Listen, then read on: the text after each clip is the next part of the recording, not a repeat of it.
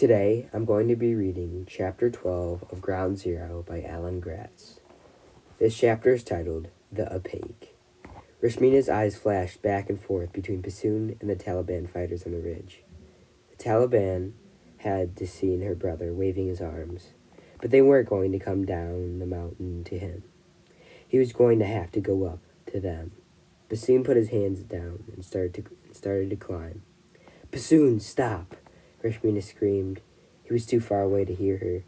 Rashmina flew down the hill after him.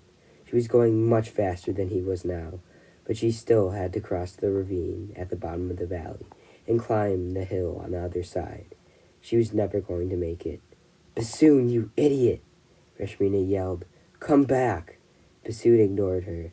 Up and up he climbed, getting closer to the Taliban.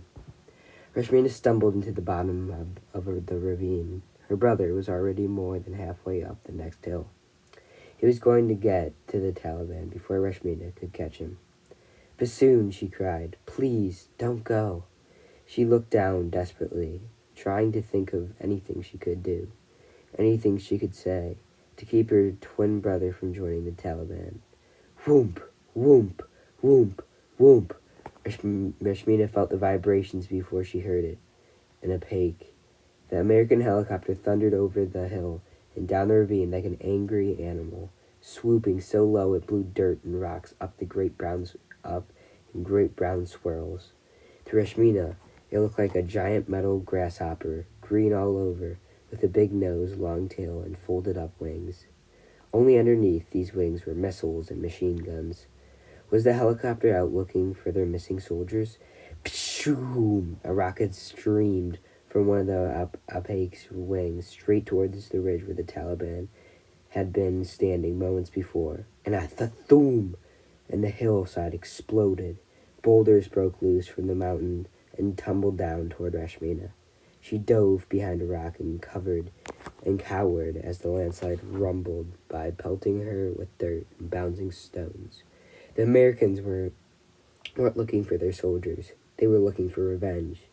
Rashmina heard the Taliban firing back, their Soviet rifles clanging like metal poles on a corrugated roof. Tung, tung, tung. When the avalanche settled, Rashmina peeked out from behind her cover. Had her brother been hit by the blast? She couldn't see him anywhere. Bassoon! That idiot! If he was dead, Rashmina was going to kill him. Rashmina watched the opaque spin, its guns never leaving their target at the top of the ridge. White hot streaks as bright as sun shot out from underneath. It like fireworks, tracer bullets. They were so fast Rashmina saw them before she heard them. Tap, tap, tap, tap, tap. The helicopter descended, getting closer and closer, and the sound of bullets hitting the hillside got louder and louder. Rashmina put her hands over her ears and winced. She had to know if Bassoon was all right, if he was hurt and cowardly warm. She had to help him. Rashmina stood in a crouch and ran up the hill, hands still covering her ears. The opaque hadn't seen her. It kept pounding the ridge where the Taliban had been. Tat, tat, tat, tat, tat, tat. Rashmina kept her head down, watching her feet on the broken ground as she ran. In a few breathless heartbeats, she was at the last place she had seen her twin brother. Fresh rocks from the explosion littered the ground. "Bassoon," she cried. "Bassoon, where are you?" A hand reached out from behind a rock and yanked her to the ground. "Get down, you idiot," her brother yelled. "Bassoon," Rashmina cried. Her brother was alive. Rashmina knew her arms around him, threw her arms around him, then socked him in the arm. "Ow!" Bassoon cried. "I can't believe you really left to join the Taliban. You have water for brains." Bullets struck the hillside right above them, and Rashmina and her brother flinched. "We have to get out of here," Rashmina cried.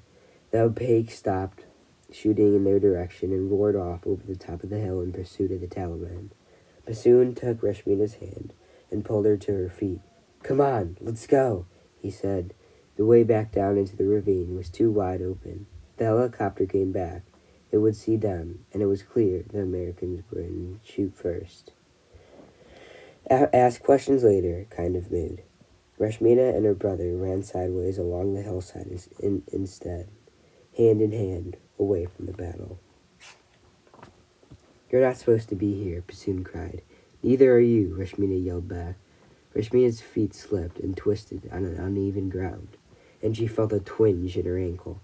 Her lungs burned, and her heart felt like it was going to burst, but she kept moving. They couldn't stop. Rashmina glanced back over her shoulder to look for the helicopter. There was no sign of it.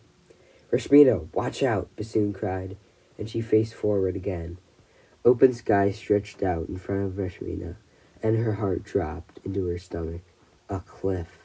Rashmina tried to turn to dig her feet and stop, and she fell down hard on her backside and lost Bassoon's hand. She'd been running so fast, and her momentum carried her down towards the edge of the cliff. She twisted onto her belly to claw at the ground, but the strangled scream she felt her feet and her legs slip over the side. She was going over the cliff. Rashmina, Bassoon cried. He threw himself face first on the ground and grabbed her hand, halting her before she slid entirely over the edge. Only Rashmina's head and shoulders and arms were still on solid ground.